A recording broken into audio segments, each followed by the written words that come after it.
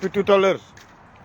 j'essaie de rentrer sur ma page, alhamdulillah. J'espère qu'ils vont le bloquer encore tout de suite, mais c'est pas grave, ça passe. Là où la jeunesse est en train de travailler pour la libération de Ousmane Sonko, les marabouts sont en bas pour travailler sur la libération de Sonko pour le grand Magal de Touba. Celui qui vous dit qu'il y a un marabout qui négocie carrément pour la libération de Sonko, c'est pas vrai. Nous sommes un marabout qui wax pour la libération de Sonko, c'est pas vrai. Vous la diaspora, aujourd'hui le peuple du Niger a démarré le combat, le peuple du Sénégal a démarré, le Mali, Burkina, eux tous, ils ont démarré le combat. Demain encore une fois à la place de la République, tous les Africains épris de justice, tous les Africains qui veulent se débarrasser d'une maman blanche qui s'appelle la France, qui s'impose sur notre Afrique malgré sa blancheur, veut être par force la mère de tout un continent noir. Les Africains n'ont plus le complexe qu'avaient certains parmi nos pères. Non, on n'a plus ce complexe. Nous ne sommes plus des Ouattarachiens ou des Makichiens. Non. Nous sommes des Africains, point final. Les Makichiens là, les talons-chiens, les Denissachiens. Non, nous ne sommes pas ces chiens-là. Non. Non, non, non. Nous sommes des Africains. Avant tout, nous sommes des Africains. Et on va gouverner une Afrique libre. Par l'Afrique, pour l'Afrique. Et avec les Africains. Demain, soyez à la place de la République à partir de 13h. Disons non war, non à la guerre. Les Africains ne vont pas se tuer entre eux. Les armées vont se séparer. Les militaires vont se diviser dans tous les pays. Oui. Sénégalais, Sénégalais, sachez que si nous corps armé, ils ont refusé. D'abord, il y a combien d'hommes qui se trouvent au Mali? Macky Sall les met tous en danger. Et s'engager au Niger, c'est-à-dire s'engager à la Russie. Il y a des Sénégalais que j'ai entendu dire que le Sénégal, en un temps 4 mois, il va rentrer au Niger. Des fois, tu entends les petits, tu sens que c'est des petits qui parlent. En méconnaissance de cause. Tu sens vraiment que c'est des petits qui parlent. Armée sénégalaise, bonne guerre la mos def. Est-ce que Sénégal mos na guerre avec Mali gagné ko? Est-ce que mos na guerre avec Burkina gagné ko? Est-ce que mos na guerre avec Guinée-Bissau gagné ko? Est-ce que mos na guerre avec Conakry gagné ko? Déedéet ñaari armée yi ci indépendance ay armée de déguisement lañ leen defaloon maanaam ay sous-effectifs de l'armée française pour wane ne Sénégal ay jaam lañ. Premier mondial, deuxième guerre mondiale, militaire noir yi si adduna ay 5 ñëpp ci yem bu ñu lekkee ba pare militaire sénégalais doo nga daan jël dessert boobu lañ leen dóoree ay bal caaroy 44. ndax sénégalais dañ daan dem seeni frères africains jaay nañ ñoom ñoo intègre. Or actuellement tous les Africains insultent les Sénégalais actuellement demal allez-y vous-même dans les réseaux sociaux, dans les chaînes burkinabé, dans les chaînes camerounais. Tout le monde nous insulte. Et puis il démarre par Senghor. Allez voir les intellectuels africains. Allez voir le peuple africain. Tout le monde insulte qui? Sénégalais, Ivoiriens. Qu'on le veuille ou non, à l'aube des indépendances, c'est nos deux papas qui avaient trahi l'Afrique. Léopold Sédar Senghor et Houphouët-Boigny, qui disaient qu'ils ne veulent pas de l'indépendance. Senghor de leen bu leen ñu joxagum indépendance. On préfère faire encore 25 ans pour être Senghor 1975 de prévoir jël indépendance bu Sénégal, pas 1960. Ahmed Sékou Touré moo accéléré indépendance au Côte d'Ivoire, indépendance au Sénégal ak indépendance yëpp. C'est Ahmed Sékou Touré qui a accéléré l'indépendance de certains pays africains. Mais Senghor avait prévu de prendre l'indépendance en 1975 jusqu'en suppliant le général de Gaulle. Donc le Sénégal a toujours été traître. C'est le moment ou jamais de rentrer dans l'histoire.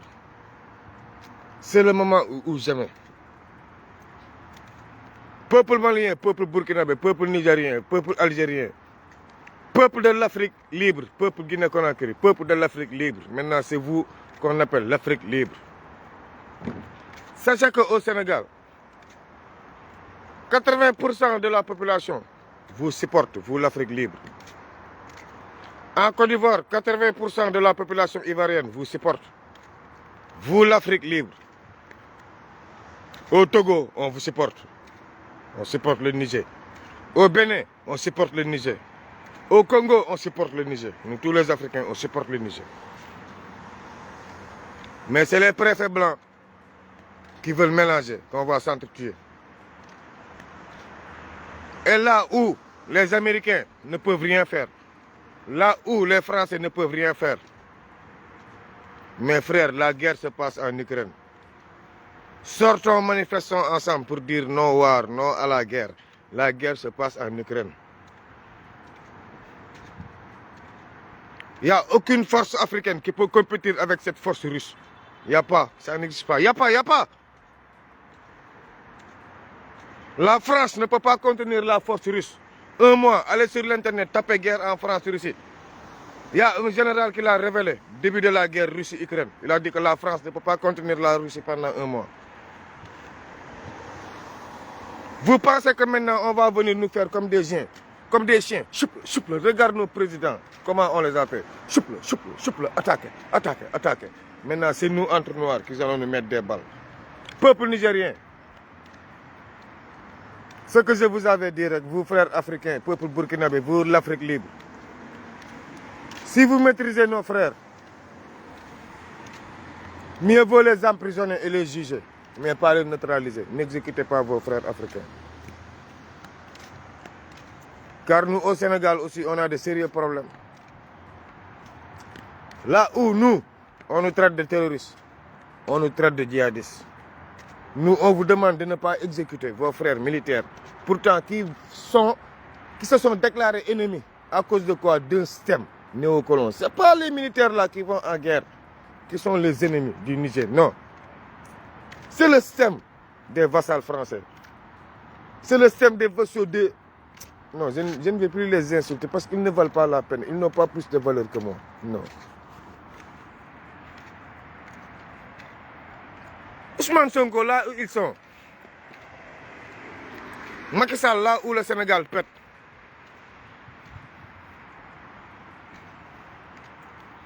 La presse refuse de donner les informations parce qu'ils ont reçu des subventions. Même presse, ci poche yi dañu am subvention. Moo tax léegi ngeen gis ñu présent ci live yi pour tegal leen di xew ci réew mi. Dem leen Facebook. Grand Ibou Fall li nga wax c'est vrai de. Vidéo bi ma la passe gisuma ko woon mais booy bi dafa filmer boppam. Moo tax boobu mënuma ko partager. Booy yaa ngi toj town bi depuis ci ngoon. Mais ana presse poche bi ko daan topp. nee naa leen xoola xeex bi mbooloo bi xaar ku leen corrompre pour génn ñun xam nañ li leen dëj seen kër loolu dinañ ko régler xam nga tey lan moo tax tey ñu fay xeex bi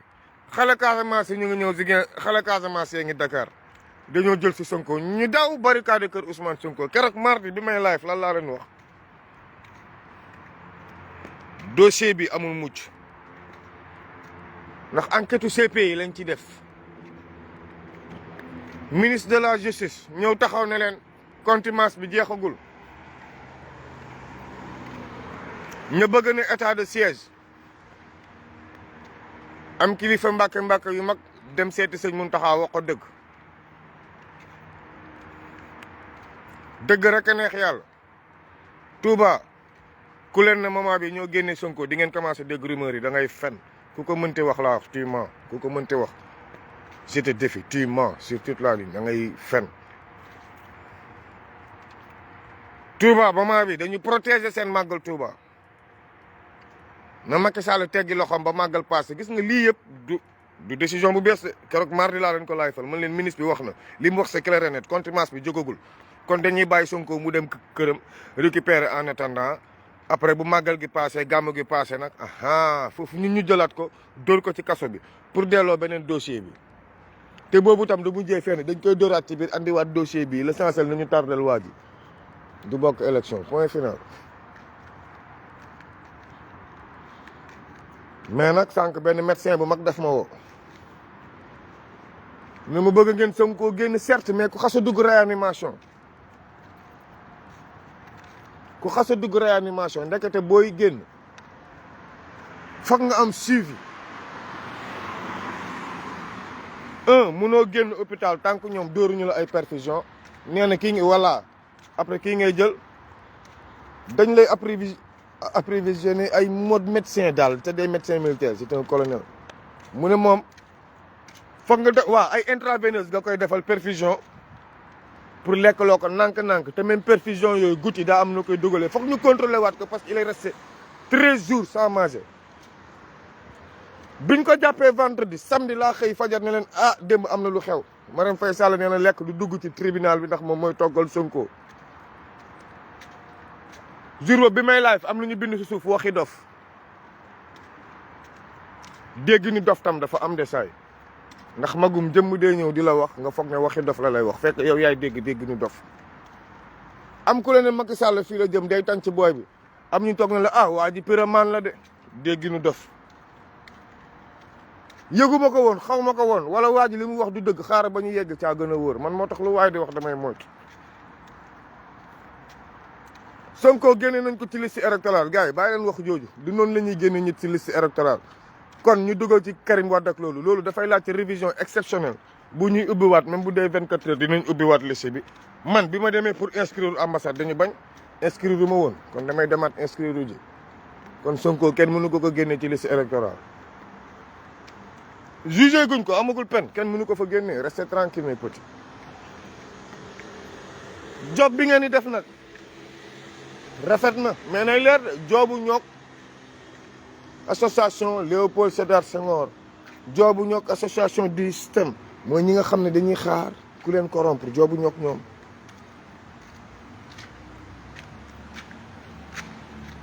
léegi ay xale Dakar ci boppam ñoo commencé naan rebelle yi dugg nañ Dakar di xeex kon léegi xale Casamance ay rebelle lañ pourtant yéen ñëpp ay góor ngeen ñun ñëpp ay góor lañ tey bu ñu demoon nii ba ñu jël réew mi xale Casamance wax ñu ne dañuy xaajale réew mi pourtant ñoo leen wan ne góor lañ paas ñun xaaruñu ku ñu korom pour ñu xeex dañuy xeex ak conviction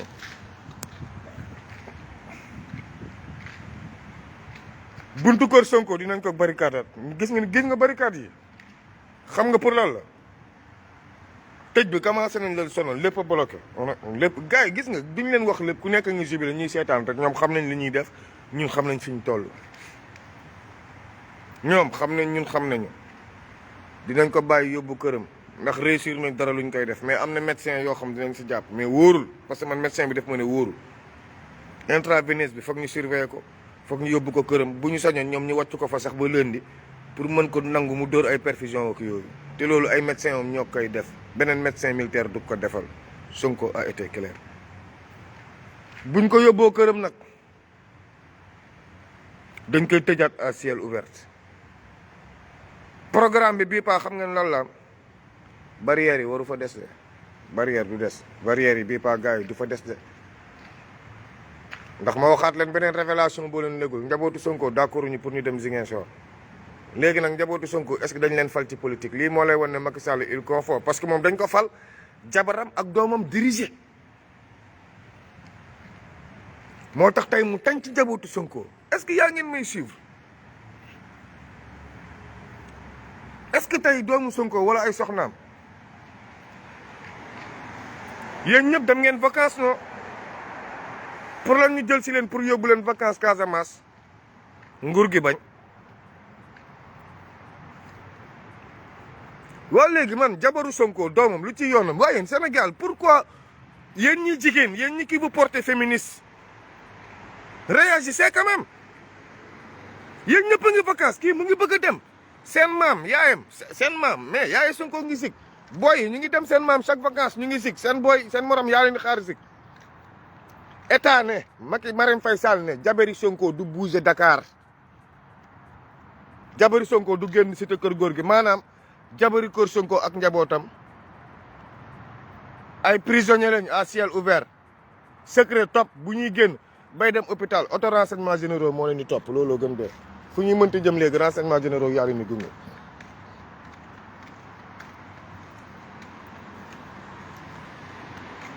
moo tax su ma gisee ñenn ñi toog naan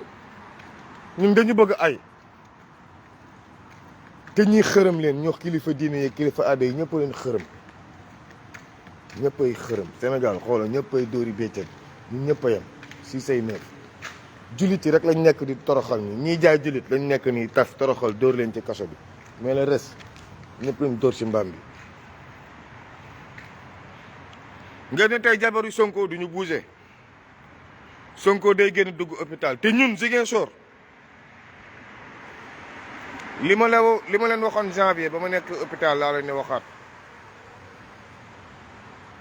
dama ne woon dañuy jël suñu doom yóbbu ko Ziguinchor yéen ñëpp waa Dakar yëpp mere ma ah Dakar lay des xanaa yow dafa mel ni ñun duñu ay góor yéen ñi di laaf yéen laay waxal direct ñu dëkk Dakar ak Thiès ak fépp laa yemale ñun góor yàlla yi ñun waa Casamance ñun góor yàlla yi yegg si nañ Ziguinchor non yegg si nañ Dakar du moins te tey gars yi xam nañ ne yegg si nañ Dakar biñ jaaree Kolda rek romb lañ def Kolda dañu romb xam nga jàpp ñu benn xale waa Kolda jël ko tëj si kaso bi waaw wala déet ana ban xale waa Kolda moo taal seen rek bi romb la ñu def waa kër maam booy jaawee di jaay def ñu romb leen fa xas romb suñu maire nag dañ jël si ak suñu doom li ñu jël si suñu maire lañ jël si ak suñu doom Idrissa Seck chaque jour mu ne Thiès laa dëkk yéen ñëpp kenn du maire yéen ñëpp Idrissa Seck il se réclame de Thiès dem toog Thiès kenn du wax waaw nay leer Abba Mbaye ana Mansour Faye demul ne Saint-Louis kan moo ko ñeme wax rebelle waaw léegi Sonko bu ne Casamance dëkk wala ñun dañ koy yóbbu waa Casamance ñenn ñi sax dañuy ragal waa Pastef naan la dañ lay jëñu rebelle man de léegi de man suñu rebelle yi mag yi sax laay woo Cheikh Omar Diagne suñu rebelle bu mag bi Abdou Karim Gueye rebelle bu mag bi ndeysaan ñëpp ay rebelle lañ jàpp leen loolu ñun ñëpp ay rebelle lañ mais ci biir rebelle yi dañ ci génne ay terroristes ak ay djihadistes loo xam ne xoola du mujj fenn ndax moment bi xoola passe économie réew mi boo leen xamoon ça complètement basculé complètement ku leen ko waxul da leen ne xam nga xeex ku yaakaar ne da ngay xeex nii ñuy deretal ñun xam nañ li ñuy xeex Macky xam na li ñuy xeex xam nañ fi ñu jëm buñ leen nax nag teete leen yóbbu Sonko këram buñ ko yóbboo sa këram ñun dañ ko war yóbbu Ziguinchor am na ay antidote bii pas mu koy neex mu koy naqari ñun dañ ko war yóbbu Ziguinchor maire yi dinañ déplacé wu ñëw ndax temps yi Casamance mu ngi taw dëgg ñenn ñi bu ñuy yegg si soxlaaw ñu oto bu neexee suñu borom ñun Sénégal yéen ñi ne woon Sonko yéen ñi mu signal pacte yéen ñëpp la ñuy waxal tey comme yéen waa Nord ak ñi nga xam ne comprendre guñu projet bi maax yéen a yem maax yéen a yem danay leer de maax yéen a yem tu seen mën taxaa ne woon cirib bërëb la ñuy def di raam say tànk day damm maax yéen a yem kon comprendre gu leen projet bi te loolu ak projet bi sax am na différence mais dinaa si dégg ci vidéo yi gën a garaaw vidéo yoo xam damay toog ak yéen ñu toj ci xel ñun ñi signé woon ak moom pacte yéen ñi signé woon ak moom pacte ñun jël si nañ Sonko pour yóbbu ko Casamance mu dem toog ndax mooy suñu maire waxtaan wax dëgg neex yàlla yéen ñëpp seen maire yaa ngi toog yéen ñëpp sans exception yaa ngi nax seen i maire kër Sonko yi rek la ñu tëj mooy ñoom Bilal Diatta ak ñooñu on avance. balaa nag ñu naan waa Casamance ñoo ñëw taal dëkk bi ba kenn mënul màggali ba jiñ ñu ay terroriste jiñ ñu lu nekk Sonko day dem Ziguinchor de force ou de gré day dem Ziguinchor barrière yooyu day tëb par force mu génn foofu dem Ziguinchor bu leen neexee nag li ngeen décidé ne waa kër sëñ Modou Kara yi dinañu génn nag waa kër xaw ma nen Fall dinañu génn nag waa kër xaw ma nen Béthio dinañu génn ñii ñooy ran ci BTR bi ñii ñooy ran ci TER bi ñii ñooy ran ci xaw ma fan pour ñu xam ndax di ngeen màggali gars yi bu ñu yeggee foofu sénégalais foog ngeen comprendre ñu am na foo xam ne buñ fa yeggee foog ngeen xam ne ñun li ñu tàmm bés buñ leen ko mosalee Dakar benn fan laa la wax buñ ko mosalee waa Dakar benn fan ñu bëri daañu def waaw xale ak Dakar yéen ñii di ñu jaay doole nii di jaay Baye Fall loog waa kër sëñ Modou Kara yeeg doyuñu suñu booy jóge ci àll bi lii te billahi am na fu ñuy jëm nii bu Sonko ñibbiwul Ziguinchor fa la ñuy commencé jëm ak yéen day ñibbi par force xale ak Dakar xamu leen xeex xamu leen balu fetal sénégalais xamul loolu Casamance la xam depuis 1944 la sénégalais ragal balu fetal ndekete depuis 44 bi Dakar di ratatati tatatatat tubaab yi rey ndeyu paa yi fa desoon dañu leen dóor nee nañ la ki fa gën a mooy encaissé bal il avait encaissé 17 balles paa bi gën a mooy encaissé balle de pistolet 17 balles la encaissé 17 balles kon ñaata bal la leen tubaab bi roose kon les blancs ont arrosé ils n'ont pas tiré de mais ils ont arrosé ndekete boobu la Dakar am psychose bal ay maam Kumba Bang yi ñu leen di wax ak maam Kumba Làmba yi ñu leen di wax ak di leen di gëmloo kii mooy kilifa diine kii mooy kilifa aada benn kilifa diine moo am si àdduna xam nga mooy kan Seydina Muhammad xam nga mooy kan abbe xam nga mooy kan imam juma yi ngeen gis ñooy seen kilifa diine ñun nag Casamance ñu ngi wax de bu Sonko delluwul bu coow li bëree ba jëri comme Macky Sall insisté na nee na ay terroristes lañ ay djihadistes lañ saa waaye am na nag fu muy toll xoola na militaires yi jël seen responsabilité jël réew mi bañ dem guerre yi waaw sinon yéen les traîtres yéen la ñuy njëkk a commencé yéen boolekati koñ bi duñ ci tiire kenn fetal billahi duñ ci tiire kenn fetal mais dinañ ci suul ay boy vivant mbaa ñu rendi leen xatat ci kanamu mbooloo pour xale ak Dakar seen psychose ragal bi xaw a deñ foog ñu yegg ak yéen fenn fi pour psychose bi deñ ak corruption bi ngeen di dund deñ di boole seen morom ñu lay fay 25 000 léegi da ngay gis ko yàqamti dem commissariat diw buñ demee jàppale muy preuve nga jaar ñu fay la 25 000 nga yàq sa réew yow si yow waa ji nga tëj si yow sa copain bi nga boole ci koñ bi nga tëj mais t'as tort Fall sénégalais yëpp nga tëj sénégalais bi comprendre woon bëgg dem xeex defar réewam nga tëj Barthélemy wax si moom toujours day difficile si man ndax Sonko yaakaar bi mu amoon ci moom a kawe wax naa ci sànq la jeunesse ñoom ñu ngi ci depuis mardi wax naa leen ko opération bi di ñëw barrières yi bu mu fa tegee de bu fa barrières yi tegee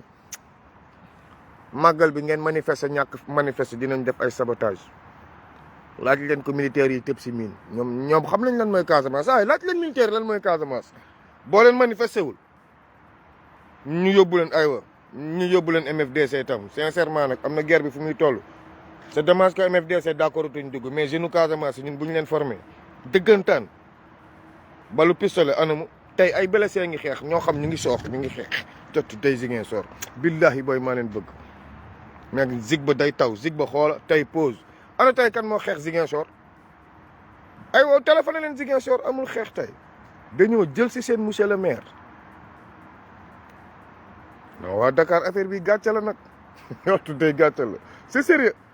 man su ma gisee mbër yi nekk ay géejawaay donc den géejawaay Parcelles Thiaroye yëpp c'est la république des mbër ndeysaan waaw mag ñi daan nañ ko wax mbër du am xel c'est vrai mbër xel bi day tënku mais c'est normal nag booy nawet bi dafa metti la job di fay journée 10 000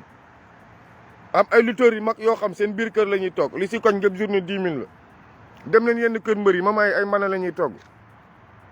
ndax lan c'est l'état qui sort de l'argent c'est l'état qui combat avec les moyens de bord ndax Macky Sall xam na ne combat bi xaalis a koy gagné moo tax moment bi daf ñoo lonk njugub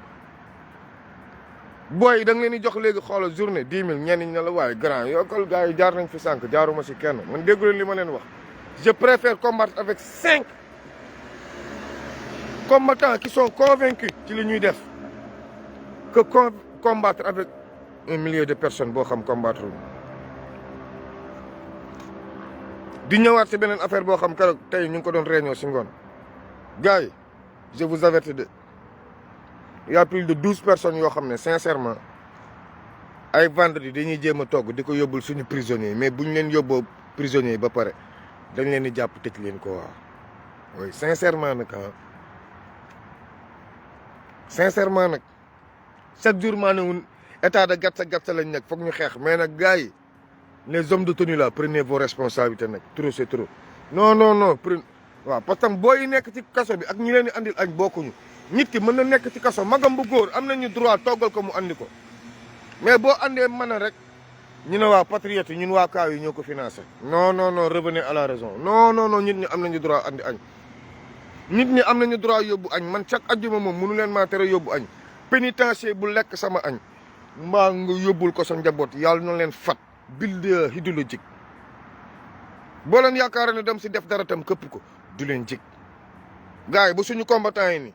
bu ñu toggee ay mën a yóbbu ko gars yi nangatuñu mu dugg si kaso bi ñoom daal léegi xoola état de xërëm te su doon ay pénitencier ñoo koy gérer waaw mais ay ay saaga ya ay gendarme ñooy ñëw toog war a surveiller affaire bi suñuy añ di dugg ba pare ñooy dem arrêté booy bind leen PV procureur du leen gis ñu defeere leen ndax yóbbu añ moo tax yéen magi Pastef yéen laay ñaan magu Pastef keroog gis naa ancien militaire yëpp ancien responsable yëpp fexe nañ dugg hôpital principal laa yéen gis naa ne xam ngeen fi Sonko toll mais man moom lu ma leen wax rek Sonko ñun waa Casamance yëpp dañ ma ne waa ji man ay góor lañ de waaw bul dee lamenté wu parce que xam nañ la boo dee wax di jooy bul dee lamenté wu ñun dañoo fayit waaw waa ji bu doon crise sax yow bul dee wax bàyyi ñoom moo la ak ñooñu wax ko wante yow ci état déedéet yow pompe ñu dee fayit dañoo fayit Sonko na wax mais ñun duñu wax duñu jooytu jël réew mi nag jël lépp si ñun la dépendre saa yi damay bëgg a wax lépp mais doo ci dugg ndax da ngay xam ne n'importe quelle heure Sonko day nekk candidat avec ou sans Pastef Sonko day nekk candidat moo tax retard bi ñu koy tegal ñoo ko mun xeex te bu beneen armée jëlee réew mi ça sera une défaite l'armée gars yi les hommes de tenue prenez vos responsabilités ngir yàlla prenez vos responsabilités pénitencier yéen a moom seen prison gendarme warul dugg di fa jàpp nit police yow commissaire d'accord leen li commandant baa koy def yow yaay supérieur am prends tes responsabilités bu la jaxasee gars yi fu ñu la affecté yaa xam mais sincèrement procureur yi ndawaan yi du ma wax yenn gox yi parce que da ngay wax léegi ñu dem changer leen am na procureur yoo xam temps yi ñu ngi bàyyi booy en connaissance de cause am na procureur yoo xam ils en ont marre commencé nañ bàyyi booy boo defee rek ñu andi ko waaw yu jàpp bàyyi magu Pastef man dafa am jour yoo xam damay togg Tëngéej Thiès ak fépp xam nga man fi ngeen nekkee nekkuma fa Tëngéej Thiès Bignona foofu ci prison yi ay jawbe demal am na boo yoo xam depuis 2021 laa leen wax ñu ngi kaso bu jawbe en connaissance depuis 2021 du juge depuis 2021 waxuma leen 2000 bi de 2021 ba tey ñu ngi sa jeel bi mooy mars 2021 ba tey ñu ngi jawbe ñooñu ngay toggal da ngay gis seen mbokk bu jóge ci àll bi déggul wolof ñu jàpp ko dugal ko ci kaso bi jël ko yóbbu ko 100 mètres ci ku déggul wolof maa ngi leen di waxaat leneen de ñu ngi def loolu ñoo xam da ngay jóge Guinée Conakry ñëw seeti sa mbokk ñu jël ko ay Bafata xam ngeen Bafata mu ngi frontière ba kon xam naa lu may wax kooku bokkul ci affaire rébellion bi magu Pastef jigéen Pastef maire yi fa ngeen jàppale ñu ñun dañuy xeex mais saa bu ñu wàññee suñuy nit foog ñu yóbbu leen lekk bu ñu leen yóbbulee lekk dañ leen di jàpp bu ñu sañoon chaque jeudi di ngeen ñu jàppale ñu am fu ñuy toggalee xale yi ajjuma ñu yóbbu leen lekk ajjuma ak mardi la foog naa waaw ajjuma ak mardi ñu yóbbu leen lekk bu dee 100 mètres bu dee Fatick tam am na jour yoo leen di yóbbu lekk bu dee Kaolack am na jour yoo leen di yóbbu lekk Ziguinchor am na jour yoo leen di yóbbu lekk loolu foog magi Pastef jàpp si foog patriote yi jàpp si xam nga man tam xeex bi des fois fi si gars yi di nekk ne non nañu song lii rek terrain bi oui mais ñu jàpp année scolaire bi laa doog a comprendre ak si tabaski bi dafa am femme yi ma woo ne ma xar ma comprendre lu bëri boobu fekkul kenn di ma jàppale benn femme patriote bu ngande moo jël responsable jënd une dizaine de moutons pëtëxal ko si yenn gàlle yi kon xam nga ne patriotes yi am nañu conscient que ne Sénégal day changer pourtant elle n'est pas politicienne amul carte passif fa lañ toll ci combat bi ñooñu nag la ñuy woo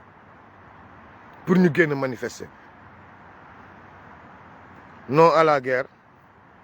pour la libération des détenus politiques Sonko candidat de force ou de gré Sonko candidature am li Ahmed Aïdara ne woon maire par force léegi yéen tam ngir yàlla booy defal leen ma slogan yooyu def Sonko prési force prési par force Sonko moom xoolal na nekk prési par force ndax contumace baa ngi ñëw de màggal bee gàmmu bee tax ñu koy génne nañ leen tëbal loolu dóorante foofu ay bal pistolet jël Sonko yóbbu Ziguinchor tëj foofu moom mënuñu ko fa jëlee xam nañ lu ñuy wax sinon contumace bi dina dalaat kawam seen yaram gën damm ñun xeex par peloton la ñu mën xeex di taal lu ñu mën a taal fi ñu war a yegg bés bu ñu fa yeggee di ngeen bëgg am courant mu tëleen di ngeen bëgg am ndox mu tëleen di ngeen bëgg am internet mu tëleen et j'assume ses responsabilités reculer tuuma xeex bi amatul fu ñuy reculer ñaaw na ba noppi que chacun s'assume la jeunesse c'est le moment ou jamais de prendre le pays à main parce que Afrique yëpp moment yi commencé nañu yeewu di xipp seen bët ñun dong ci des ñëpp ñu ngi ñuy saaga ci internet bi Cameroun nii Afrique du Sud ñëpp a ngi saaga sénégalais ak ivoirien yéen nag yéen a mun taxaw ne ñoo bañ militaires yi yóbbante nañ ma de moom laay tëjee ak numéro combat yi bu leen ko fàtte ñu nekk si prison beeg yëpp bu leen ko fàtte militaires yi bëgguñu dem xeexi am na ñoo xam ne d'accord ñu dem xeexi ñu bëri daañu démissionné mais ñun population bi ñoo mun wàcc manifester pour ñu jaarale affaire guerre bi assemblée nationale député yu ko voté yëpp ñu rendi sànni ci géej gi xam ne d'accord ñu ak Afrique bëgguñu Afrique militaires yi nee nañ bu ñu defee loolu ba noppi bu dee Macky Sall dafa dëgër bopp nag ñoom bu ñu demul guerre après ñoom ils vont régler leur problème ma ne leen yaay Macky Sall li mu rey ci nit yéen boo leen ko demee ci guerre ñooñu duñ fa dee jël leen réew mi moo gën yomb bàyyi leen wax ji Fall nee naa leen lii laa leen tontu xam nga sànq wax ngeen ne ma grand fexeel ba jàllale loolu jàllaleel naa leen loolu mais jeunesse bi tam tontu nañ leen ne Macky Sall mu ngi plus d'une 60aine de morts entre mook Ousmane Sonko yéen armée sañu leen jël réew mi mu ngi jàpp plus de 1200 personnes yéen armée sañu leen jël réew mi tey ngeen bëgg a mëne ñun nañ leen marcel pour bu leen dem guerre bu dee nigériens yee leen jàpp di ngeen am jàmm ndax di ngeen leen mënate bu dee ay bombe russe moo leen dal nag yàlla nañ leen suul bu rafet ragal yëpp sa